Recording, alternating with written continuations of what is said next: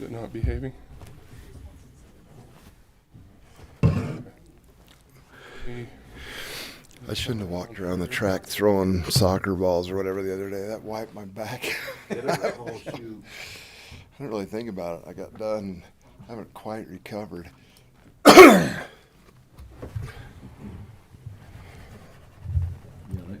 Okay. Thought all this shouldn't hurt. Why won't this come up, John? I don't know. Having on here, but it won't switch over. having technical difficulties.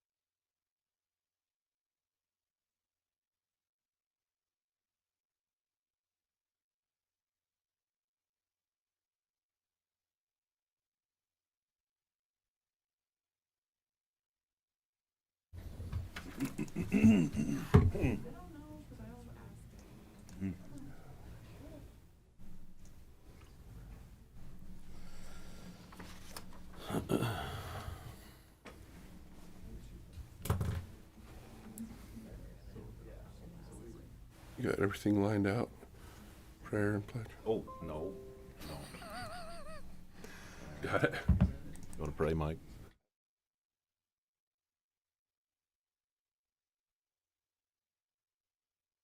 Get or die, so. Yeah. Delegate, it's done. You got it. We ready? Yes, it's rolling. All right. We'd like to welcome everybody to our Iron County Commission meeting this Monday, the 9th day of June, 2025. It's about 5 minutes after the hour. We appreciate all of you and your attendance on this beautiful day. We'll begin this meeting with a prayer offered by Commissioner Blake. Following that, Commissioner Robinson will lead us in the Pledge of Allegiance.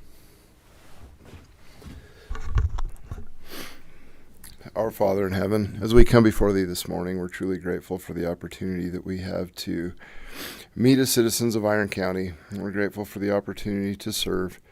We ask that thy Spirit will be with us during the course of our deliberations, our meeting, to make sure that we're doing the right thing for our constituents that have put their trust in us.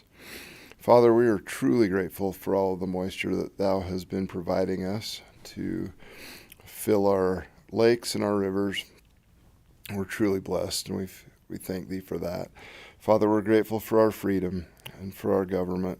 We ask a blessing upon our government as things are a little bit difficult right now, that thy hand will guide our leaders and to take us into prosperity.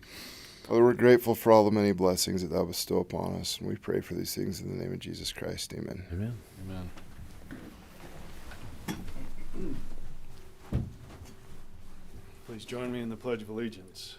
I pledge allegiance to the flag of the United States of America and to the republic for which it stands, one nation, under God, indivisible, with liberty and justice for all. So I sure have your emails.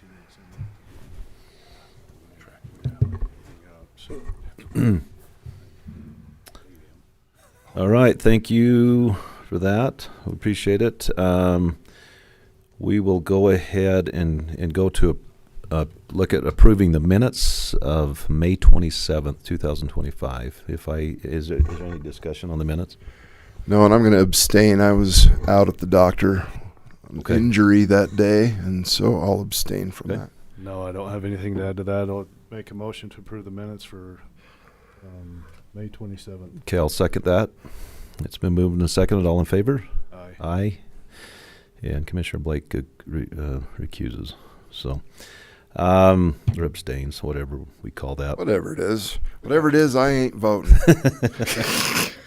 I didn't hear nothing. I ain't writing nothing. Oh. Sorry to my high school English teaching, college English professors. I'm sure they're watching, Mike. Yeah, I'm sure they care deeply. All right. We'll go ahead and approve the warrants from May 27th, 2025 to June 8th, 25. I'll move for approval of claims for payment from May 27th, 2025 to June 8th, 2025. Second that motion. Been moved and seconded. All in favor? Aye. Aye. Motion carries. Thank you. And we'll now go to our departmental reports. David Johnson, why don't you go first? David's our Economic Development Director, and he's not on the agenda, but we're going to have him sneak in, and he wasn't able to be here last time, so we'll let you take a minute. Or a few, whatever you'd like. Thank you.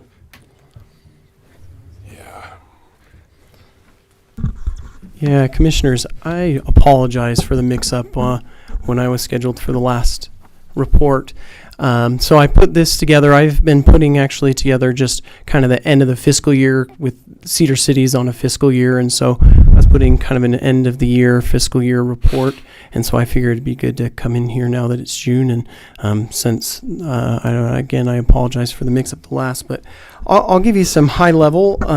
So this is the more detailed highlights. Again, this isn't comprehensive of everything, so I'll just this is more for your reference, but I'll walk you through a few things. So some general highlights is our small business grants, which I'll talk about here more in a minute, growth of events, the expanding of the Iron Springs Inland Port, the county PID policy, which I've been working with BZI on, and the 5-county regional expansion of the Southern Utah Economic Alliance. And that 5-county expansion, as I've been working with of the Southern Utah Economic Alliance, as I've been working with site selectors and with my peers in the region. Site selectors for industrial companies are very excited about that because it helps them better sell our area if they know that we're established more as a regional market than just individual silos in southern Utah. And so working with my peers in Washington County, Beaver, and others has been tremendous, so much so that the governor's office has given seed funding to help make that happen. Some highlights with employment. DWS provided me some of this information. Non-farm jobs last year increased by 541, and gross taxable sales the last quarter of 2024 was up 8%, and that is equal to what Washington's gross taxable sales were up. We're both the highest in southern Utah, so it's good to see that we are competing. And as you'll see when I get kind of toward the end on some of the retail highlights, there's a reason for that. And then the highest unemployment is construction. I'm not exactly sure on all the reasonings behind that because we have a lot going on, but I need to kind of dig in and find a little bit more. Is that just in general across the state or across the country, or is that specific to our area? So, What was the cutoff date on that? this is for 2024. A report from 2024 that DWS provided me. They gave me like a calendar year for that. So I know there was a dip in the market because of the tariff stuff. yeah, And I don't know, but that's before the tariff scare. So I mean, that's actually been a blessing to us for building our jail, because we ended up getting a lot more bidders than we normally would have. So we got, oh really? yeah, it was actually all those stars aligned, and it helped us in that regard. Yeah, it's funny how sometimes those things pan out. One thing I wanted to highlight is we have the Iron County Economic Development Board, which the county commission approves. Currently on that board is Joni Anderson. She is with SUU. She's the chair. James Molyneux, he's the vice chair, and he's with Southwest Tech. Commissioner Blake, City Councilmember Ron Riddle, Mayor Jeffrey Chestnut, Mayor Molly Halterman, Brett Hauser, who's the city manager of Bryan Head, and then Ben Johnson, Spencer Jones, Brent Drew, and then Amy Graff. She's with DWF. She's actually the one that provided me those things. And so each year, the governor's office gives rural counties, Iron County included, $200,000 to help invest in economic development initiatives. And last year, during 2024, that $200,000 was divided up with the Innovation Center and Makerspace, which is a partnership of SUU, Southwest Tech, SBDC, the Chamber, GoYo. It's a large partnership. And so that $50,000 helps fund that. And there are so many small businesses that get their start in that Innovation Center and that Makerspace. And the ROI on that in helping small business is huge. SBDC has been receiving $50,000 as well for 3 years. 2024, or this last fiscal year, I should say, the fiscal year 2025 was their last year. And so now that committee is currently meeting to discuss what that $50,000 could go toward for economic development initiatives before we submit an application. Because even though we get it every year, we resubmit the application every year because you never know if the legislature might decide to cut that funding. And I'm pulling up my phone here because the next thing is the small business grant. This program is our initiative for economic development in Iron County, and actually Kane County has now modeled our small business program and created their own. In last year's grant, this funding, we received $750,000 in small business requests from 44 small businesses.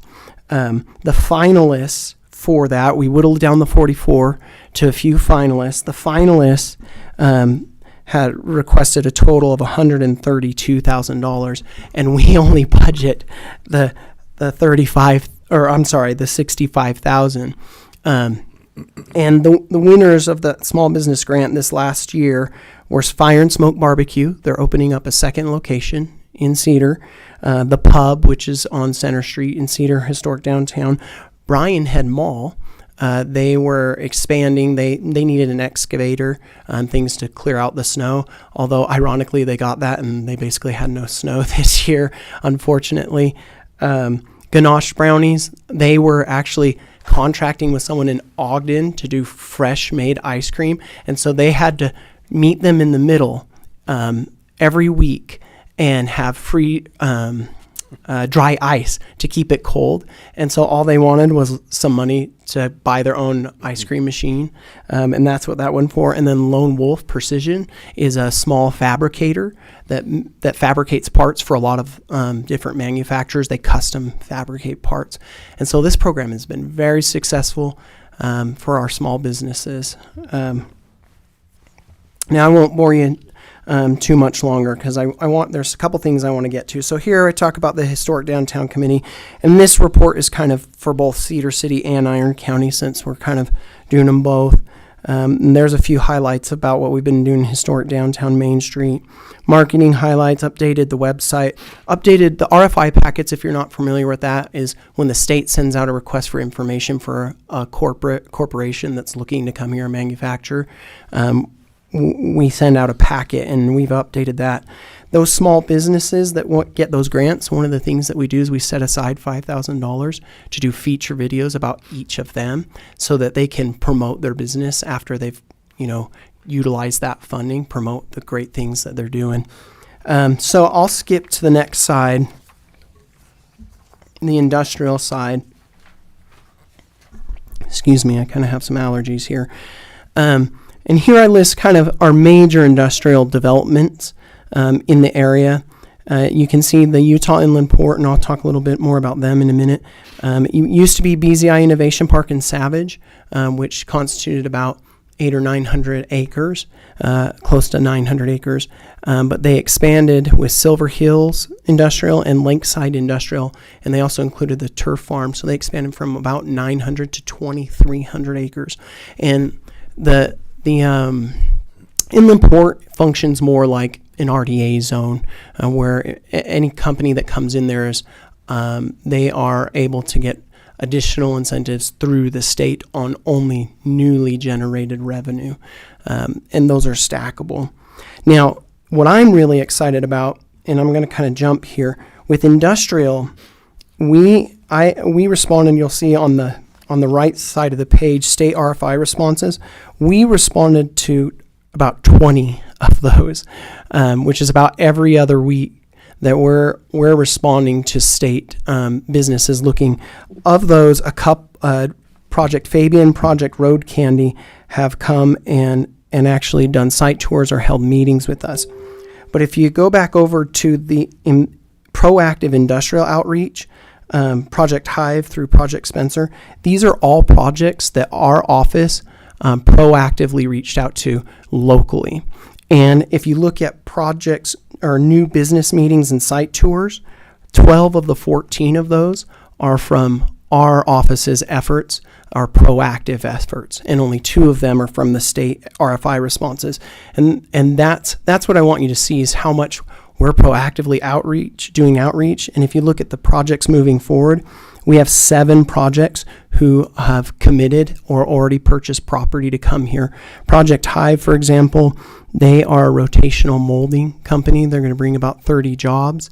They're at the Silver Hills. Project Bird is a food distributor, like a major food distributor, who is already bought out another company here locally, and they're going to build a brand new, bigger facility. I just can't divulge who it is yet. Project Mueller is the old Copper Mueller building. An Asian company, Korean company, has purchased that building, and right now they're going through some of their processes, and I can't divulge who that is either. That's the weird thing about economic development, is I work with these companies. So what I wanted to do is give you a list of, like, we are working with people, even though we can't say. How do we know you didn't just make this up? Yeah, well, you can verify.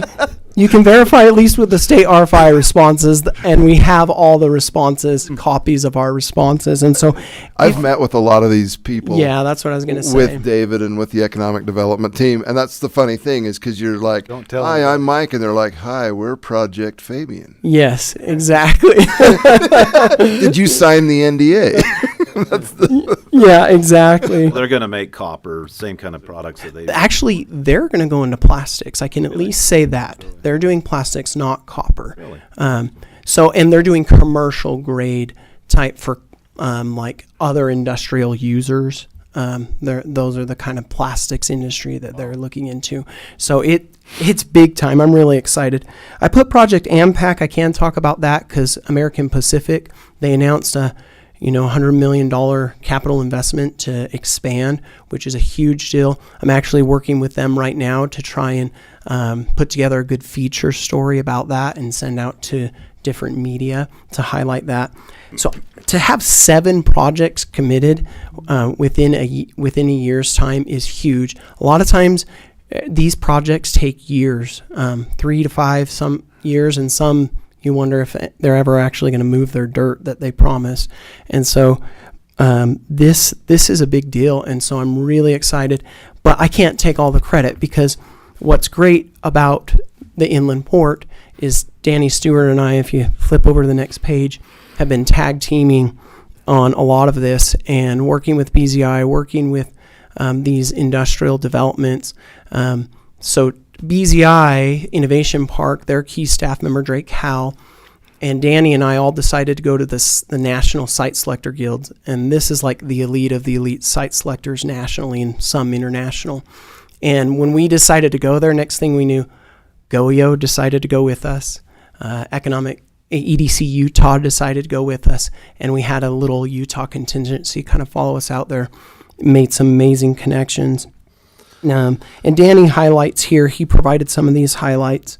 If you already know kind of about the PID that the Public Infrastructure District that BZI has been working toward. And then Danny's going to record that with the county. And RailSync is BZI's transload effort or transload company. And he listed here, they've already moved 580 total rail cars. You got to times that by 4, and that's how many long haul trucks that are taken off the road. And the question a lot of people always say, well, if we're taking all those trucks off the road, then are we taking jobs? It's the opposite. What we need now is the short haul drives. And most truckers that I know, there's some that just absolutely love the long hauls, but most are looking for a short haul. So that's the purpose of this transload facility is you bring it in and then you truck the last mile essentially. And so it helps create the jobs for those short haul trucks. So local guys can use their CDL locally and not have to be out of town for, 5 days or whatever it is out on the road away from their families. But yeah, you can see 70,000 pounds of steel shipped in, 28,000 pounds of lumber. And he gives the total truck numbers, 1896. The next is Project Framed. This is a geothermal project. So you've heard a lot about the geothermal project kind of in Beaver County. And the great thing about that is they've been working with SUU to create curriculum to train people to work on these geothermal projects, which are a new energy source, or not a new energy source. I guess utilizing that as an energy source is new. And it's going toward the initiative of the Project Gigawatt, because a lot of what we're having a problem with is Rocky Mountain Power is hanging up businesses. And so what some of these industrial users or developments are looking is getting direct power. And so I'll kind of wrap up, but the geothermal project, we're trying to connect them actually with one of those industrial projects to get direct power to the industrial site and bypass the grid altogether. And I've actually had to step in on both large projects and small projects. For example, a retail project, Seven Brothers Burgers, where Jersey Mike's and Wingstop is going. That little retail project where Swig and Mobetta's is, they were told by Rocky Mountain Power they're going to have to wait 12 to 18 months to get their transformer. Thank you.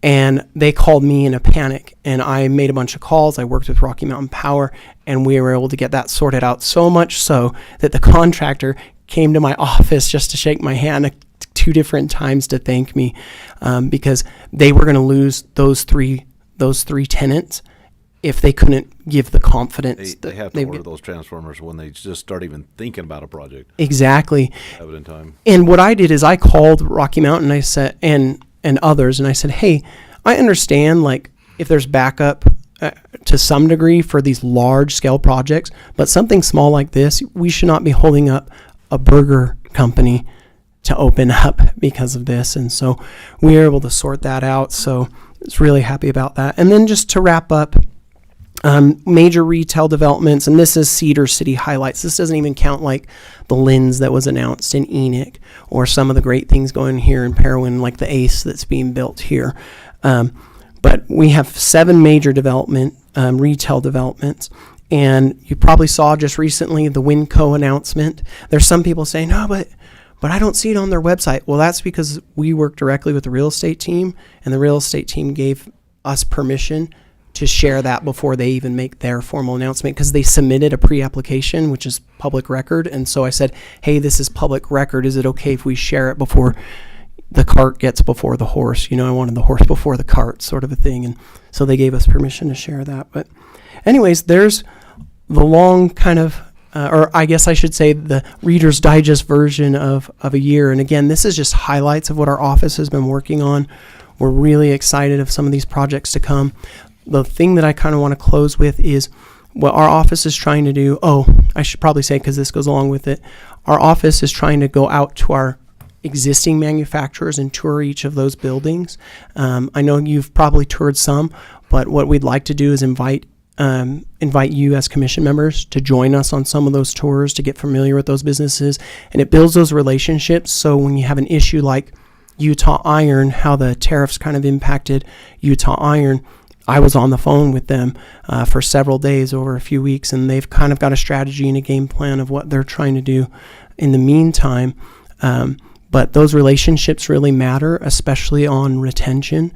They definitely matter when you're trying to recruit new business, but retention is so key on those businesses. So I don't know if you have any questions. Sorry, that was kind of long, trying to quickly summarize the year's efforts.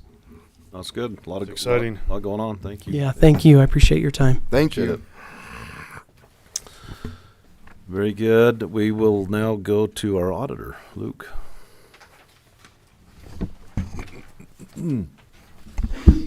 Hi, good morning. We've had a really busy last couple months in the auditor's office. Just going to go over a couple different things. Follow up from our audit. So the accounting firm that does our annual audit, Kimball and Roberts, were here a few weeks ago. They are working on finishing up our financial statements, and we'll come back to report probably sometime in the next month during commission meeting. So we'll get a follow-up from them. Last year, no departments went over their budget. Everything seemed to go well during our audit. Once the auditors do their report, then I want to set up a time to meet with you guys to go over where we ended financially for 2024 and do some planning for next year. We received a notice from the state auditor's office about not being in compliant with our sewer impact fees. This is because we don't have an impact fee facilities plan. We received a 60-day notice to come up with a plan to get that fixed. So the plan is to put out an RFP to contract with a company to prepare a capital facilities plan for the county. That will be coming out in the next month, and then we will take that capital facilities plan and do an impact fee facilities plan study. I submitted that plan and timeline to the state auditor's office, and that was accepted. So we got that notice cleared up. But with the county growing so much in the last few years and all of the planned growth that David was just talking about, this study will be good to have done and very beneficial for the future.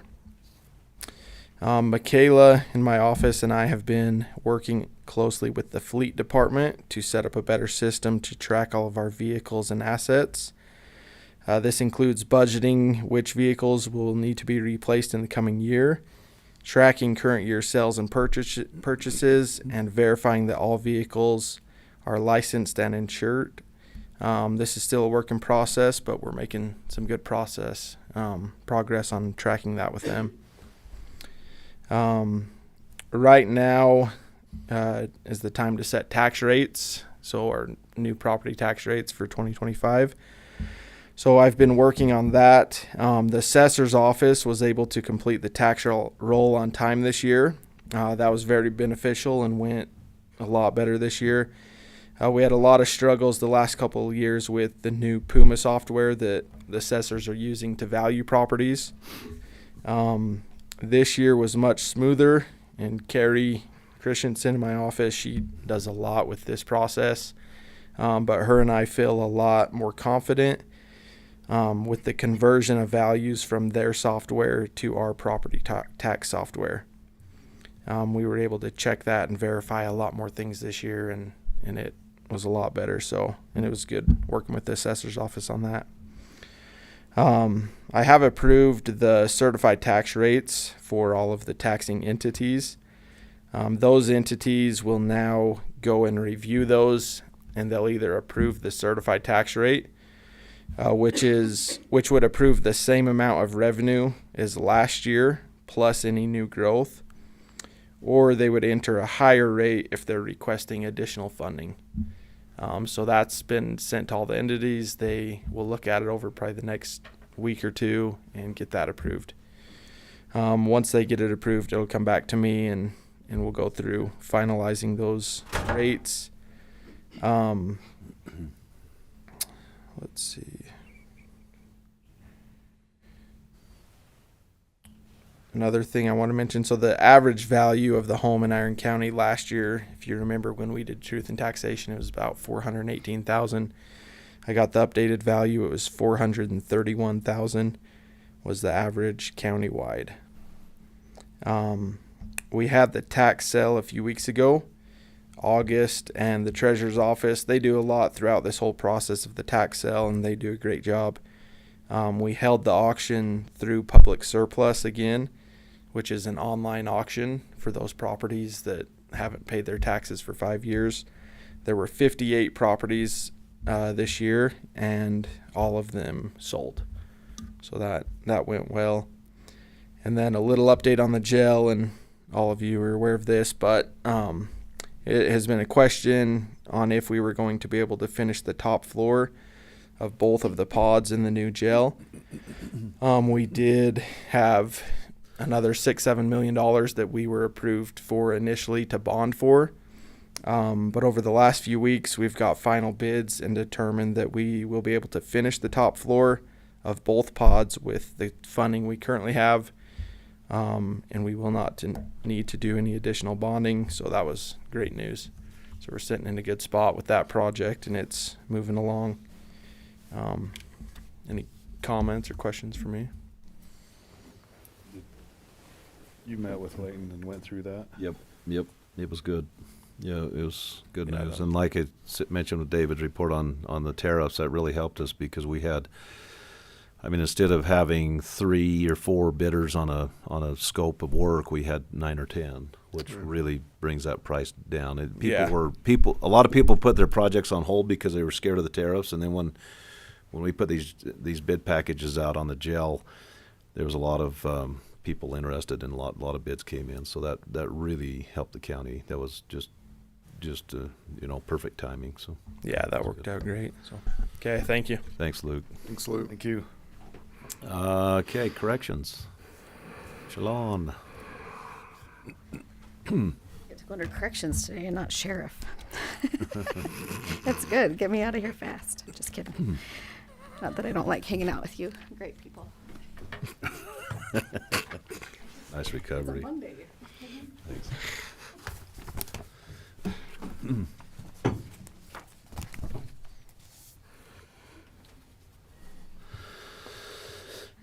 All right, John says I have to talk fast. So here we go. So our budget, I put a copy back in there. We're at 35% of our budget, so that's a good place to be in June. Unexpected expenses, we don't really have any right now, so that is great. Our mill costs, don't ever Knocking on the wood for you. Never knock on wood. I'm major superstitious.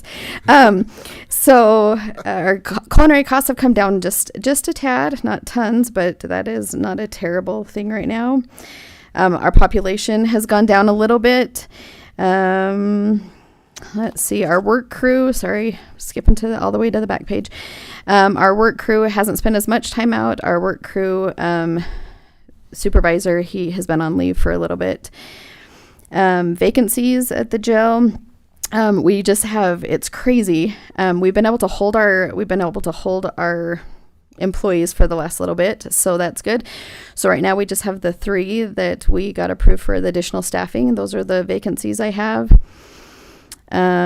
We hired 5 in the last 3 months. One of them was certified, so that was a big win for us. One of them was a med tech. We have quite a few guys up at annual training with the Triple Deuce, and so they're on extended military leave right now, and 3 FMLAers. We have 2 deputies at post, 5 deputies on field training, so that's been fun. This next portion that's on here is just about our inmates and the programming that we've been doing. We've been really trying to beef up our programming, because when we get into the new facility, to have a programmed inmate, we can make more money on contracts for that. And so there's a financial benefit, but the big benefit for me is that our staff, if we have inmates that have a purpose in being in our jail and they want to be in Iron County, we make money, but we have also better behaved inmates. And so when I have a better behaved inmates, then I have more staff satisfaction. And so hopefully we can get our employees to stay if with the growth of what we're going to need to do with our inmates. But we started a welding program. BZI has provided us an instructor, and they're going to complete this week, which has been phenomenal to see. There's this machine, and they can watch the other inmates virtual weld. So they have like their virtual reality glasses on, and so they have everything but the spark, and they have the whole thing, the gloves, and our guy Mike from BZI, he says, yeah, these guys they can come right out there and they can get jobs. And so it's incredible the stuff that they're doing, but they had 16 start, 12 will complete this week. How long's the program? It's debatable, but we're going 6 weeks if they can go twice a week. So 12 weeks if they only go once, but just depending, we kind of did it as just a trial period. So he's going to try to get it in 6 weeks, but that's a lot of dedication, especially on a volunteer to come out to help our guys. But I got to sit in on a couple of the classes, and it's really a neat program that they're doing. Inside Out Dad. I crossed out, I think some of this was left from last time, but we had 8 graduates in Inside Out Dad. And the one diploma is actually a GED diploma, so that didn't get marked on there appropriately. Hustle 2.0, that's a life skill program that they do in booklets in their cells. We have 5 doing that. State Bank of Southern Utah. His financial literacy class just had 20 graduates. Karsten Reed just started a new program at the jail. Investing Basics, and that one our inmates are pretty excited about that one starting up. Edovo, which is educational courses that they can do on their tablets. In the last 3 months, we had 5,100 hours completed on that program, so that's great for the downtime that they're having in cells. Instead of making shanks, they're doing Edovo, right? So that's a plus for us. The things you don't think will come out of my mouth, I know. And we do have a female parenting class, and we had 6 graduate with that. So there we go. So our programming is looking really good. Any questions for It's me? great that we can just move right into our new facility with all that programming. Yeah, it's kind of a lot right now to try to juggle in our two little programming spaces. I mean, I should show our schedule one day. It is literally just jam-packed with people coming and going. But in that new facility, it's gonna benefit us a lot to have that programming in so many ways. But yeah, so it's good. Anything that they can learn while they're in jail, right? Absolutely. That's so cool. Yep. Okay. Okay, you. thanks, Thanks, Siobhan. guys. Plan is working. That is wonderful. Woo. All right, Maria, Parks and Rec and Tourism. Thank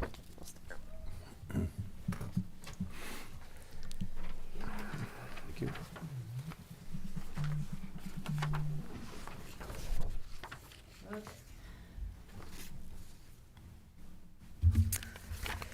So we'll start off with Parks and Rec. So things are going well.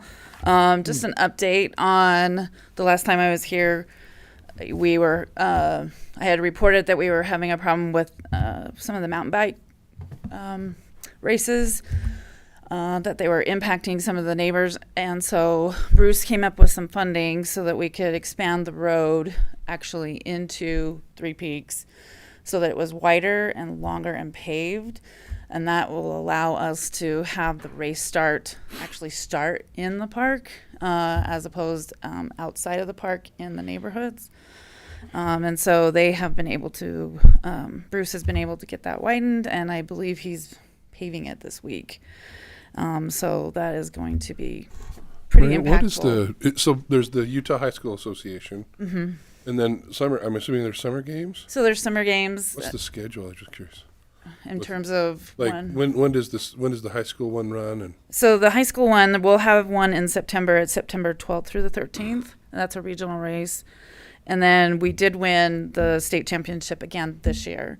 So, and that will be October 17th and 18th. big ones. So very big. They have quite a impact on our area, and we do want to protect the people who are living out there as well. And so this has been really helpful, and we're very grateful to Bruce and what he's been able to do to make that a better experience for all. The mountain bike people are thrilled as well. So we did open 5 Mile on May 1st. Commissioner Cousins, thank you for being there. We appreciate you being there. We had about 75 people in attendance. It received some really good press, and we definitely have been having people requesting the use of the group area. And so revenue to date in terms of the parks, we've generated about almost $9,000 or $10,000, and 5 Mile is definitely contributing to that. So lots Is it of being used quite a bit? I mean, it's only been open about a month and a half, but people have been asking to use it. And so it's so lovely. It's a nice place. We did a good job, I have to say. I've been up there 3 times already. Yeah. And we went up there just Saturday night, and there was probably 6 of the group sites being used. Wow, that's awesome. Hopefully they weren't camping. So yeah, no camping. Anyways, things are going well. Bryce has been very busy with his crew. We do have a seasonal that's helping him and Peyton. Woods Ranch is now open for the season. We've got the water on. Things are going well there. They're working on just putting in a new bridge over the inlet area of the little pond. The jail crew's been up there. They've been helping us with the fence. And then we've spent a lot of time out at Three Peaks. We've been developing the group area so that it's more of a group area. And so we're putting in 3 new little pavilions. They're about 12 by 12. And we've also put in a fence so that it's more defined. And then we've been doing some work out at the shooting range, been replacing some of the railroad ties out there just to improve the shooting aspects. We have some competitions out there. We just had summer games out there this weekend. We'll have they'll be out here next weekend, in July. And then we've had lots of use of that area. So a lot of shooting groups are finding out there's a group area that they can reserve. So And just so you know, Pat Brower's going to try and be here for public comments. He wasn't sure, he's got a doctor's appointment, but he's been visiting with Frank Nichols, okay. and there was some discussion about Frank donating some property to the west of the shooting range, and I don't know. Okay. But there's, and anyway, I think there's discussion to be had there. Been working with Commissioner Blake on that. So on that, at the opening ceremonies the other night, I ran into Pat and we talked for a little while. We're going to try and see if there was sometime this week that maybe we could get together.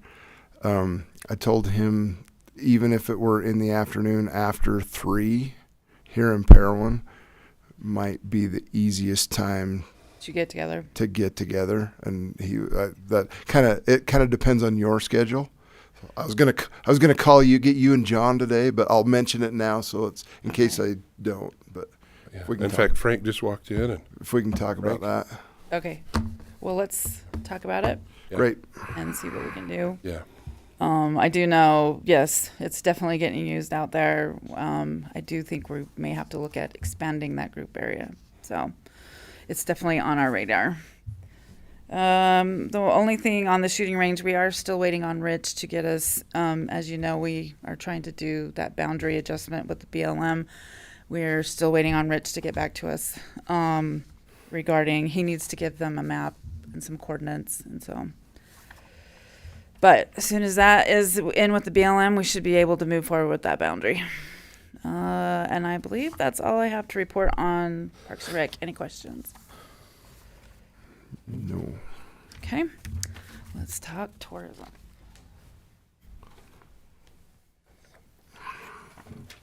Thank you. Thank you.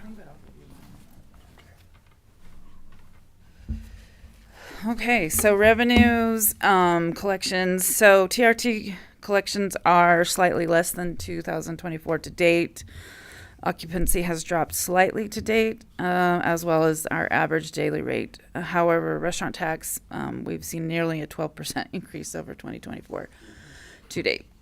So I need to dive into that to see what it is. I think it may be because they did make that change with restaurant tax, including grocery store and convenience store. I wasn't sure if that had been enacted yet, but we'll look into it. I just barely got the report just before summer games, so I wasn't able to look into it, but we'll know more soon.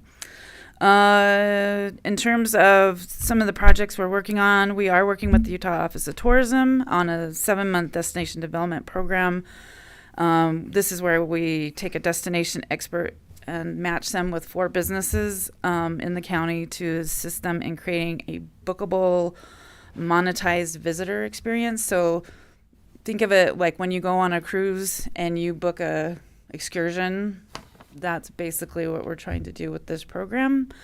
It will start at the end of the month through it's through Veneto Collaboratory. It's a internationally known destination development company. He will come in, his name is Joe Veneto. He will come in at the end of the month and he will secret shop our county and then help us determine who the 4 businesses are. The 4 businesses do have to commit time and effort and some resources financially, but because it's really truly trying to get them to develop bookable, monetized programming. But we're really excited about it. I think it'll be really good. We're also partnering with the Utah Office of Tourism to host a destination development workshop here in Cedar City on August 11th and 12th. It's an emphasis on agritourism and dark skies, product development. We are hosting a dinner the night of the 11th at the Frontier Homestead. We would like the commissioners to be there if you can attend. When was that? August 11th. It's 11. Probably around 6:30, 7-ish And then where's that? at the Frontier Homestead. I'll send you invite. Send us a calendar invite. I will. That seems to be the best way. We're so good. Yeah. Earned media to date, we've had 51 articles, including major hits in Outside Magazine, Ebony, Ski, and Powder Magazine, with a potential reach of 83 million. You'll see the report attached.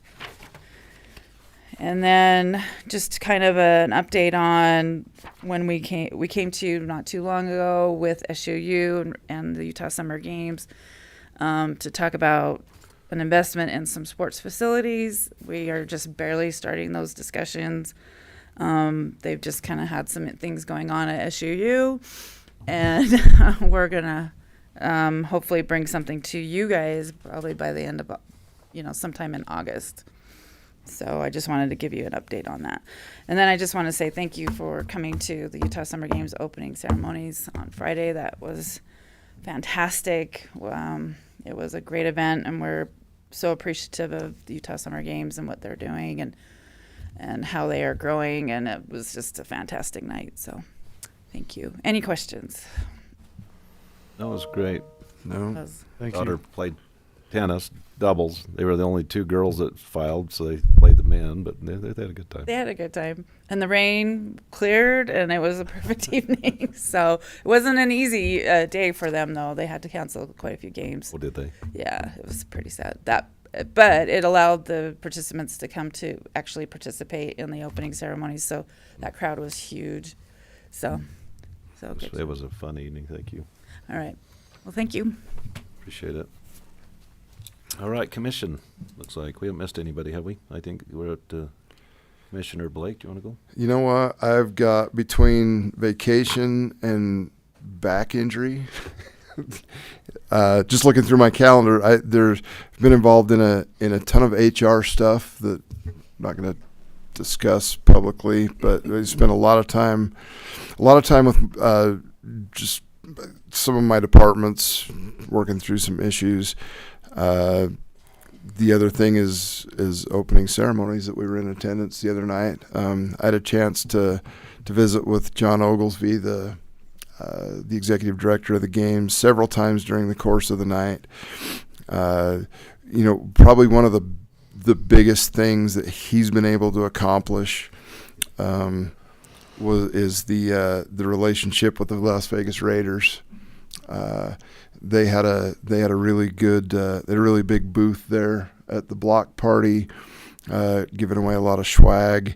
Had one of their players there just hanging out with folks and taking pictures. But they're looking, I think we're going to have a relationship between our community and the Raiders moving forward with some youth sports. And I think that relationship's going to be really important to our community. And I am not a Raiders fan, but maybe at least I'll acknowledge that they're an NFL team. No, we're really excited about just the relationship that the Summer Games staff, they've really been able to bring those games up to a level that's amazing just in the short time in that change. So it's, Maria's worked very hard with all involved there, and it's turning into a really great event for us. So that's all I've got. So just to piggyback on that, the Golden Knights, are they getting involved with the new ice rink, Maria? Because I know they had some connections there and were interested in maybe practicing up here at times and things. I have not heard. You haven't? Anything, but I can't imagine that some outreach on our part would certainly. Right. make things happen. There's some potential there. I know that Chad Fain, there's some connections there. So. Okay, Commissioner Robinson. Had several meetings throughout the time since we last met. The online meeting with Natural Resources and commissioners throughout the state. Had a meeting with Bruce and Jamie from the fair. Bruce from the roads, and Jamie, one of her major concerns with the expansion or the 25-year plan for the fairgrounds is what do we do with the mud bogs. And so we met and went and looked at the 15 acres that we have just north of the fairgrounds and possibly cleared that off and put the mud bogs there. And then that would alleviate some of that problem. And so that's down the road, but that's a direction we might take that in the future. It would be good if we have mud bogs and there's some mud involved. So Yeah. Let's put some water on that bad boy next time. so we don't see dust. It would be. Apparently, the guy that was involved last year wanted it tacky, and it was quite tacky from what I've heard. Both in mud and let's see. Sorry if I threw your comments. No, you're good.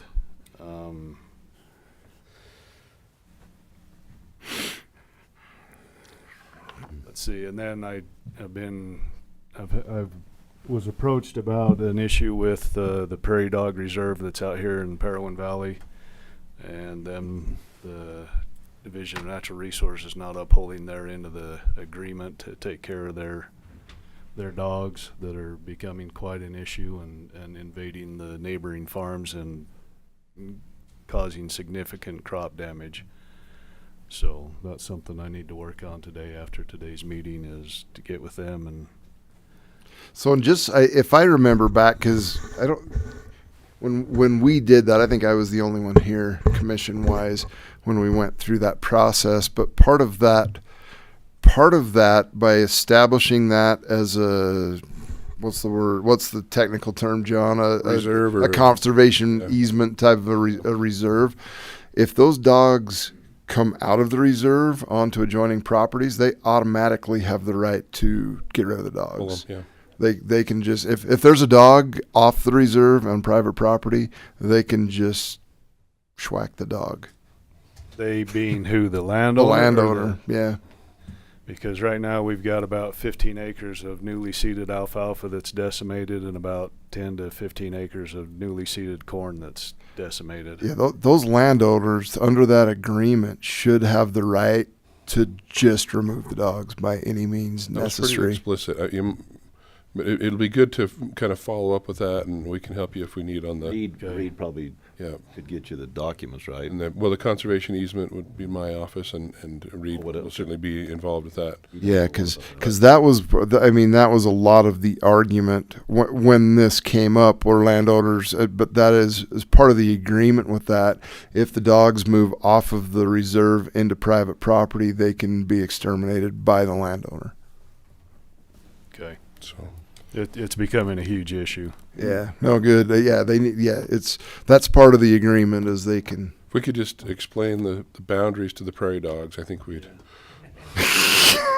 They are opportunistic, and they're going to eat green feed versus dry feed. Yeah. Yeah, no, they should be able just to take care of that under the agreement. But we can follow up on that. Is that it? Wonder if that's something that Maria would help us be involved in, and have a shooting day down there and advertise it countywide and see how many people we have show up to take care of the issue. Maybe that could be a summer games event.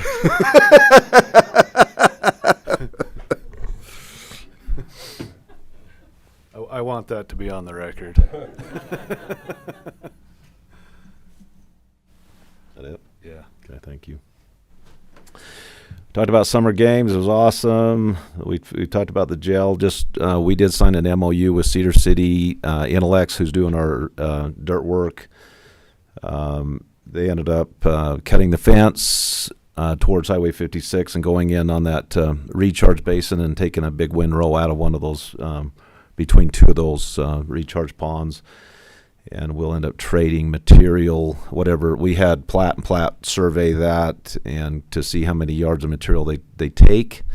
It's really good material. It's the same material they used for the runway expansion when Cedar City did their match by providing material. But they're putting that material, crushing it, putting it on the pads, which will be really good stuff. And then we'll trade Cedar City for the same amount of material out of our Kitty Hawk pit. And so they've got that done. They're looking good out there. I think they should this week probably have all of the pods poured. Cornerstone. That was a huge contract in our jail, but I think they're pretty much all will be poured this week. With the rain last week, they might have been delayed. I think last week they only had 3 left, but depending on the rain. So they're grinding, putting epoxy. It's going to be awesome because they'll have a lot of ADA cells, which will have plugs in them. For the maybe CPAP needs and those things. It's going to be a nice facility. I'm really excited about it. We have our 5-county steering committee meeting this Wednesday I think it's at 12:30. But the 5 commissioners in 5-county will be interviewing for a new 5-county executive director. that morning. We've narrowed the field down to a few applicants, and I've actually been playing HR director because our HR director from Five County applied for the job, so she's had to kind of bow out, and so I've been playing HR director, and I don't like being an HR director. But anyway, we'll get that position filled this week. We'll offer a job to someone after those interviews are completed, and that's going to be good. I participated this week in the BLM sent me an invite to participate in the West Desert Pipeline EIS. They're wrapping up that study. There was a lot of professional hydrologists and different people that testified in that hearing. It was a big deal. It was very positive from what I could see in regards to seeing that be approved. The Central Iron County Water Conservancy District was adjudicated 15,000 acre feet in Pine Valley years ago, and the issue is crossing some BLM land to bring a pipeline into actually not this valley, but the Cedar City Basin with water, that water. And so that's being worked on. There are no transmission facilities out there, so the district purchased a section of Sitla property years ago, and they'll actually put a solar field on that to power the pumps to bring that water to Iron County. The other thing, I just wanted to mention the Canyon Park, the West Side Canyon Park water feature. That's been an awesome thing. We Choice Builders, Roger and Tawny Thomas with Choice Builders oversaw that. They donated their services. We had lots of concrete poured. They basically took that stream that went through there. It's I think what is it? What's the irrigation? Is it Southwest Field Irrigation? I think that's what it is. That's the water that goes through Cedar City that people use on their gardens and lawns, and so they did weirs and dams, and they've got a pivot to kind of show people the ag feature of it. It's really cool. And while I was on the city council for years, the biggest thing people wanted in Cedar City in this area was a splash pad, and so I think this is better. It's way cheaper because with the splash pad you have to basically treat the water just like you do a swimming pool water, and with this the kids can play in it. They just use the water and it goes on down the ditch, and kids might add a little bit of water to it and it goes down, and it's awesome. So if you have kids or grandkids that need something to do and it's hot, it's a wonderful addition to that park. They're going to do a second phase where they're going to build a bridge across Coal Creek, tying those two parks together, and they're going to do a special feature for kids that are handicapped in wheelchairs and things to participate, which is going to be awesome. And so they're going to have another phase, and so just check it out. It's pretty cool. So, and that's all I have. We're about 5 minutes after the hour. Let's take a 10-minute break, and we'll resume this meeting at 10:15. Thank you.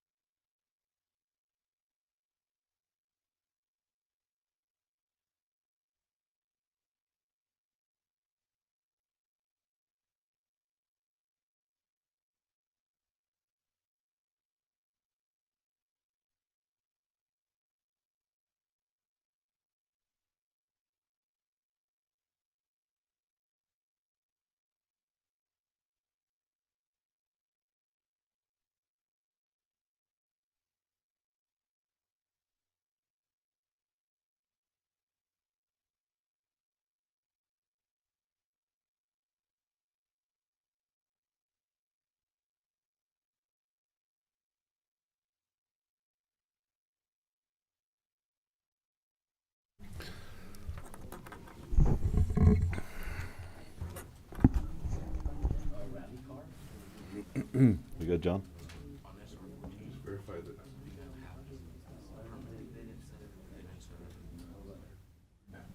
Okay, thank you, John. We will go ahead and resume our commission meeting this morning. Appreciate those that have joined us. We'll begin with. You were going to visit. Yes. Mention. Yes, thank you, John. I failed to mention when I was talking about the Canyon West Canyon Park project. I failed to mention all the hard work that the Rotary Club did. They donated a lot of money. Paul Monroe, Sue Longston, a lot of people from the Rotary Club. They really made that happen, and so I wanted to put that on the record that they were just awesome, as well as many other volunteers that too many to mention. But anyway, thank you, John, for reminding me to say that. So we'll go to number 1. Terry, I think you're handling this. Public hearing, discussion, and possible approval of a proposed zone change from light industrial, LI, to commercial, which is C, for approximately 4.73 acres within the description that's outlined in the agenda. And this is near the 3052 North Iron Springs Road, Cedar City, Utah. Applicant is Country Town USA Properties, LLC. Yes, exactly. Thank you, Commissioners. Don't look like Reed Erickson. I hope that I can present it as well as Reed or they're in the neighborhood of that. But one correction on that, that should be industrial to commercial, not light industrial. It should be industrial to commercial zoning. That one we didn't catch on there. We did catch it, we think, on everything else. Also, just industrial, not light industrial. Yes, exactly. So we need to, okay. Because everything else in that area. Whoever makes a motion needs to take out the word light. Take out light from industrial to commercial. And then cross out LI. And yes, exactly, and just a I, yeah. Okay. Sorry about that. That's one of the things that we've been trying to catch up. Reed's had so much going on that we tried to catch that, and we just missed that. But yes, this is a recommendation from the Planning Commission. It is a proposed change from industrial to commercial out on Iron Springs. Can you give us just a minute, please? So that's on our record. Thank you. I'm not afraid to tell him, sorry. I'm trying to make this through myself. You gentlemen know what's happened, so I'm trying to make through this through myself. So, but yes, as we know, this is Country Town out by Bowman's Kitchen, out on the Iron Springs by the landfill. Sam Williams is the owner of this. He wants to change his parcel here from industrial to commercial because he's got some other interest and stuff that he would like to plan on and try to make work, and it works better in a commercial zone. Where's the restaurant in relation to that? I don't know how to zoom in this. Oh, wrong one. Oh, it's okay. The restaurant sits right here. Okay.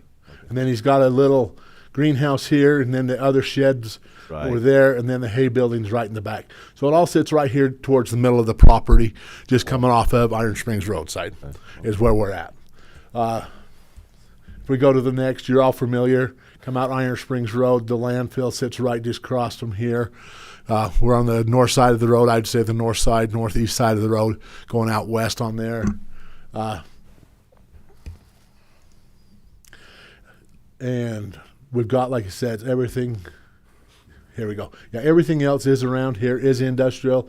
We got Frank's RV Park, and the rest of the stuff to the west is hotel and stuff to the west side is all zoned commercial at this time.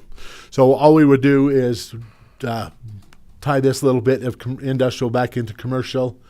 What we've got here is there is a little piece. I think we have. Is that where the trail crosses right there? Yeah, right there. Okay, this one kind of shows, he's probably got another one. I didn't get time Friday to go through this. But what we're doing is there's a couple of property lines that the commercial overlaid on the one side and then industrial overlapped on the property lines on one area. So we're just trying to pick it up and change all that into actual property lines for the commercial zoning now. So everything inside that red would go back into commercial if approved, and pick up this little piece that was on the other side of the property into commercial. So this one does show a little bit better. This is industrial right now, and all this is a piece that's already in commercial that's part of Country Town property. So we had different zoning splitting property lines already in there. So Sam and the Country Town, they want to do some other ventures and make it, and are requesting that. Planning Commission did give favorable recommendations for the zone change. Commissioner Robinson was there, so he heard all that discussion. So that's where we're at. That's what they are proposing is for a zone change. I think we do need to go. We got the 4.73 acres. Have you read Commissioner Cousins? It's Bowman's Country Kitchen. They are in a Tier 4 zone. We want to change it from industrial to commercial. They are served by Central Iron County Water Conservancy. They're on septic right now. They have all the other utilities in the area already. You're familiar with the zone change. It's a legislative decision. It follows a general plan for the commission, for the county, falls in line with what the general plan is for the county, for the area, and what they want to propose there. So, just for my understanding, on Tier 4, you can have industrial, light industrial, or commercial. You don't have to. That doesn't have to be like a Tier 2 or something Exactly. like that. Yeah, and we could. Yeah, exactly. You're right. We can even put residential into a Tier 4 if they have meet all the other criteria. But yes, Tier 4, they have all the services that are required, so it can go into a Tier 4 without any problems. Yes. Yeah, because they're not asking for a subdivision or anything at this time, which then it would require a little bit more to go in with that. But yeah, where it's just a zone change, it is allowed in a Tier 4 zone.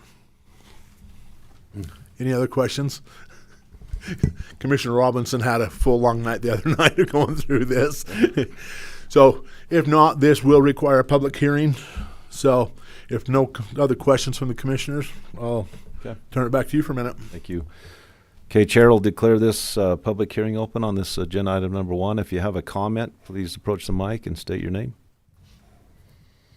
Seeing none, we'll close the public hearing. And Terry, any other comments you want to make?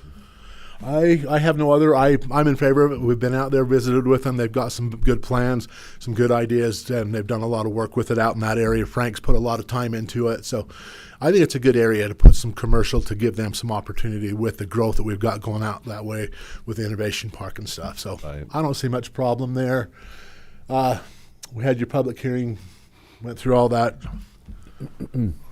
All of your, and I can't remember the ordinance number on this one, for a rezone. It's an evaluation. This is the criteria you follow. I think you've reviewed this on all the others. It's contiguous. We've got the zone there. We're in with the Water Conservancy. We've got septic. We got all the services there. So I think if you're good there, we're good there. Go from an industrial to a commercial zone. So When I started at the county, I did the maps, and I always hated when the zoning lines didn't match the property lines. So this makes me happy. yes. So, and that's what we've been trying to do on some of these is to help them pick it up and figure out to make parcels fit to the the zoning fit to the parcels. So we'll leave it up to you for recommendation as to your approval. But like I said, the Planning Commission was in favor of that zone change. Very good. Thank you, Terry. All right, is there any discussion on this? No. To entertain a motion.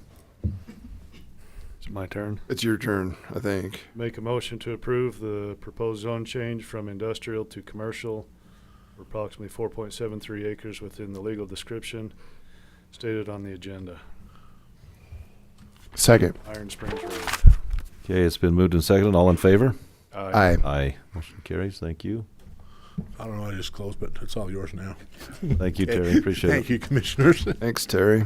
We'll go to item number 2, which is the public comments section of our meeting. This is a 3-minute time limit per speaker for public comment. Should not repeat others' comments, only for items not on the agenda, and be nice. So anybody like to come on up, state your name, and All right, I'm Patrick Brower. I'm here to kind of just give an overview of some of the changes from what we talked about last time pertaining to the practical shooting range that we are planning on maybe going through with. Since last time we agreed on a certain parcel of land that we could start working on making that into the practical shooting range. Since then, Frank Nichols has offered to donate land that's just west of the shooting range. This would be a lot easier to get to. Access is already there, and the land's better suited for the project, I guess. That's really the big the big change that we have so far. We're gonna. This have is a instead of that piece that we were looking at up the road to the right. So that's where we had originally Right. planned, Mhm. but now Now just this- directly west of where the. How many shooting acres range is Frank looking to donate? That's I'm not exactly sure what it would take exactly, but I'd say I don't know. This is a great time to pin him down. I mean, Yeah. Right on the I public kind of- record. So whatever, my idea is really to kind of replicate what the reserve bays at the range are, but add a couple more to it. So I don't know what that would take, maybe 2 to 3 acres. Okay, I mean, this isn't an agenda item, but Marie, do you have any thoughts on this? Well, and we're gonna, Marie and I and Pat and John are gonna schedule a meeting Okay. this week. And I Well, believe look it's at it. west of the current shooting range. Is that Yeah. correct? It's just west of the law enforcement shooting range. Yeah, just west of that. attached right there. Okay. There's some other things like we'll discuss when we have our meeting with Mike and John and Maria that are going into more details. But I think like we can kind of make the management of the range a little bit more efficient, and then address some of the safety issues that some of the public are seeing out there when they're out there shooting. So just kind of wanted to give an overview and kind of pin everybody down. And this would be a private venture, and Private and public. private. I would rely somewhat on the county for some of the infrastructure changes. Right. And Frank would donate the land to the county, so it would still be a county Oh, I range. see. Okay. So that's where I would need the county kind of to help with the infrastructure of the whole thing. Yeah, we'll have to. Some We'd have to security get our implements. attorneys involved and kind of look at the, those kind of things, legalities, and Marie, obviously, it sounds like you guys are on the right track having a meeting. So Yeah, yeah. So yeah, we have a lot of those. Like, what about an insurance perspective? What about liability? What about management? What about how would the agreement look?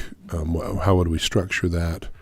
Well, maybe we should link Sam in if we Yeah. can. Yeah. We'll try and link Sam into that meeting as well. Yeah. All right. So kind of a lot of details to work out, but I think it's like I told Pat, the bigger thing is if there's kind of a political will to move forward, we can at least get that water at the end of the row. We greatly appreciate Frank and his willingness to help with that. I think that's going to be, if it works out, it'll be a tremendous addition to the community. It will add to summer games. It's Pat has, some vested interest in it, but also, I think there's a community spirit there, and so I'm hoping we can kind of strike the right balance and something that the commissioners would be in favor of, and something that's not going to cause our indemnity people too much heartburn. Maybe we can alleviate some of the burden off of Maria and her folks, and maybe we can make the shooting range a little bit safer. I think there's some opportunities for some synergism there that we could. Absolutely. Yeah, and those are all things that in like a broad detail I plan on discussing with, when we all meet together. Cool. So it sounds like we'll probably kind of try and work some of that stuff out. We'll try and get get our hands on some of the agreements. What was the club in Washington County that? Southern Utah Practical Shooters or SUPs, and then there's also Red Cliffs Range. So there's a couple of plagiarism is alive and well in local government, and so we have no problem Yeah. plagiarizing those contracts. I think we should take a hard look at the Cedar City Trap Club, and then consider how it would want to be structured, that we can limit our liability, but also allow it to move forward. So have you worked with the county down in Washington County with that? I haven't. So my attempts to get a hold of that contract, they said that due to not wanting to share too much information with the public, because they have other contracts with other ranges down there, they didn't want to share that with me. They might share it with me. I work with those guys. I could probably. Okay, so Okay. that's I'll see him Wednesday. I'll talk to him about Great. it. yeah, that'd be a great help because And we might plagiarize it, but we're not going to share it. We're trying to have a framework on which to build the legal agreement. So yeah, Give me the names again. Southern Utah. practical shooter or shooting, Shooting. and then Red Cliffs Range. And so you do have agreements with Washington County commissioners on those? Or I don't. Those are are separate separate. organizations. Those are separate entities, but they have agreements. Yeah. We want to kind of copy their agreements. Got it. Yeah. Yeah, we'll kind of try and structure what we're trying to do along the same lines. I'll ask those commissioners on Wednesday if they, or call them before and see if they could work with us on it. The security, the management of the range, and access to the range are some of the things that they have in those agreements that are kind of like what we want to replicate, I guess. Okay. Cool. Thank you. Alrighty. All right. Thanks, Mr. Brower. Thank you. Appreciate it. Thanks. Thanks, Frank, for your thank you, willingness to help Frank. us. I appreciate, we all will appreciate you in that, so. Any other public comments? Seeing none, we'll move on to agenda item number 3, discussion and possible approval seeking a filming permit to capture promotional material. Filming location will be on the public radio, South Braffett's Creek Road, 3200 Subdivision, Phase 2 Road. Caden Evans? Good morning, still morning. Still morning, yeah. Early start. My name's Caden Evans. This is Bobby Alanese. We represent Ultimate Drifting Challenge LLC. We're a motorsports organization that focuses on a platform for enriching the lives of the people that get involved with us. And we are seeking to do filming up on the mountain there south of the summit exit to do some promotional material for what our organization is doing. And that would be September 5th through the 7th is the dates that we would like to do that. That involves driving up and down section of the mountain and capturing media up there. It's a beautiful location, and it's perfect for the promotion of what we were trying to do with our community. And we also, being a part of this community, would love to represent the beauty of Southern Utah in what we are promoting as well. So How much of the road do you need? is that a public road? Yes, I don't know. That was my question. Is that a public road or is it a private road? It's a public road from our understanding. We looked into it last year. We actually did get a permit last year and captured some material. And it goes through the BLM land up there. I understood, we were just talking to Frank a second ago, and I guess the ownership around it has changed recently. We looked into it last year, and it all to the top, from our understanding, is a public road. So. And then we were asked just not to film on any of the private property, just on the roads. Just on the roadway? That's all we need. We don't need to be on. About how much road, or like miles of road? Yeah. I guess from the entrance. Right there where the BLM land section is, basically to the top to where the road straightens out. I mean, we can probably, vote and prove this contingent upon you getting, if it is any private road and getting your certain permissions. Terry, you have some comments? It's a public road by use. It's just not county maintained. Right. It's not up to county standards, but it is a county. It's road a by use. prescriptive easement, basically. Prescriptive easement, Okay. because that is approved subdivision up there. Okay. So the lower part would be through BLM, would be a county road by use Okay. on that one. So it would be a road that's used by public. And I got a text from Rich Wilson, our engineer, just a few minutes ago, says that he doesn't have any issues with that. Okay. I wonder too, I would suggest perhaps that we make it contingent on law enforcement being able to support that. Yeah, 'cause, do you plan on closing the road during the filming? Well, Yeah. that's what we wanted to do. We have already spoken to the sheriffs. They said they had a volunteer team that would be able to do it for those days as well. For last year, we talked to them, and they said with enough time, they can get the volunteer posse out They have their there. VIPs, yeah. And we would like to do that. You will have to work with contractors because there is one or two places being constructed up there. So you'll Oh, have to Frank work was with just them telling us that Yeah, too. we were just for mentioning that, so that we're not blocking them out. Or Yes. Great. But other than that, I think you're okay. Okay. Yeah, Working on law enforcement and the contractors. So we can Contractors approve are any- it contingent upon all those other factors, right? Yep. Anybody that has livestock up there, September 5th through the 7th is a Friday, Saturday, Sunday. So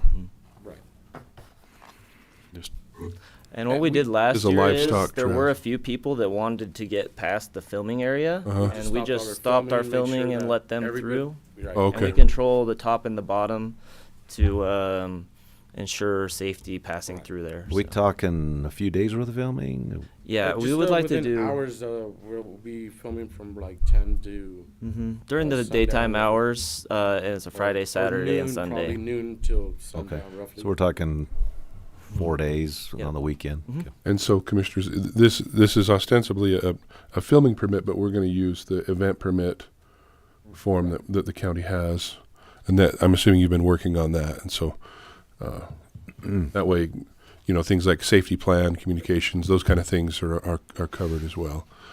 Okay. Yeah, we already have So communications ready, and here is like this is the Braffitts Creek subdivision. This is the road, and it kind of goes over toward Twisted Forest. I mean, how far up and how far? What part of the road are we talking about? Can you define that? Yeah. looking at the map. Yeah, it's a little tricky, Yeah. and so that goes down into So that section right there, I think, is where it's red. Yep. Kind of where it curves through. All of that curvy section is the best spot for our yes, filming. out the right This there. area here. Yep. All the way to the top. You know when you kind of Uh-huh. the gravel where the road separated, Uh-huh. and it winds up and it flattens out and goes straight up and towards the back. Just right there, right after that. Okay. Right before it strains out to go to the straight with all the trees. We don't need to film up there. Okay. You're not worried about the top then. No. You kind of want this part where it climbs and curves and all that. The twisty, windy road. Correct. Okay. I don't know if that But helps. again, we don't need to film Okay. on anything else other than on the road as we did last year. Okay. All right. Very good.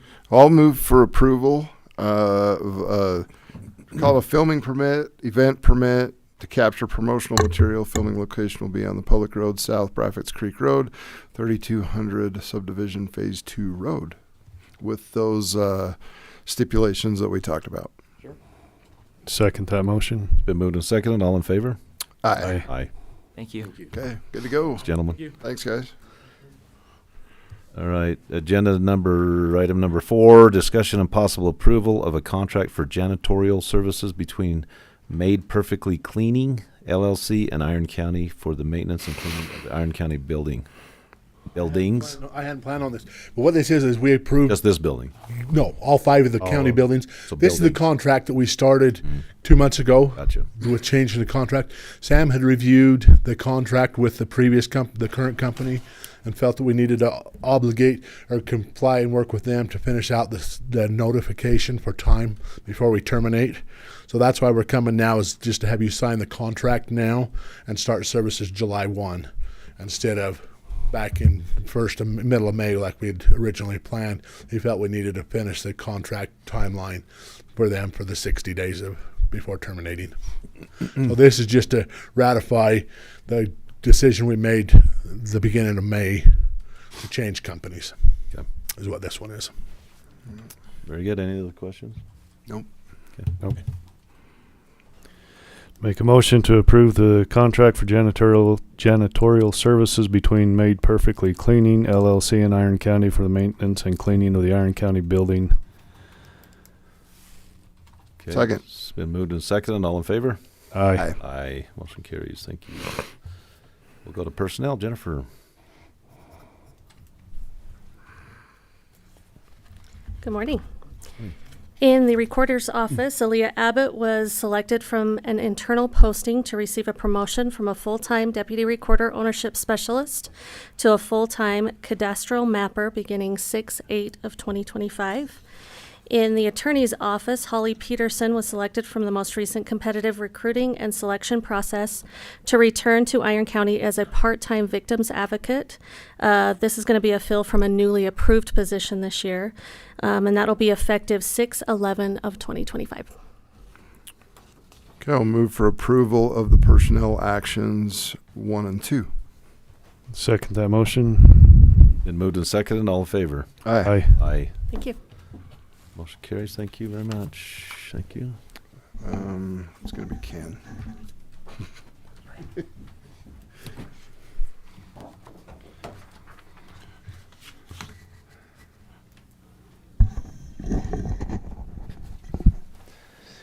Okay, do we have any board issues to deal with today? I believe so. Ann, are you aware of any?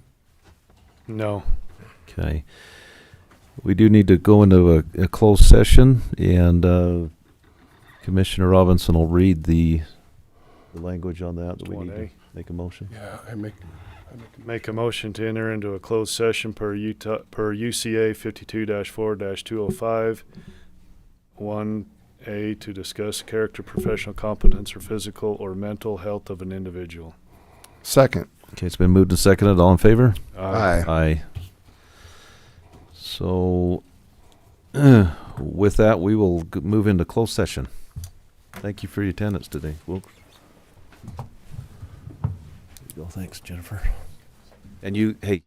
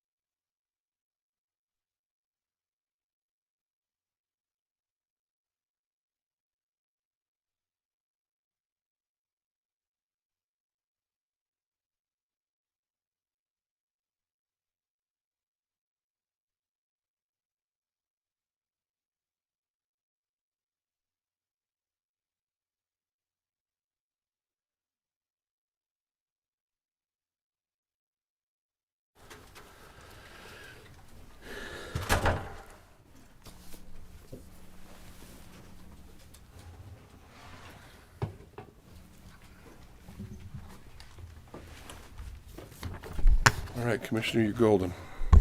Very good. We'll resume this Iron County Commission meeting. We've just come out of closed session, and having gone through and completed the agenda, the chair will declare this meeting adjourned. Thank you very much.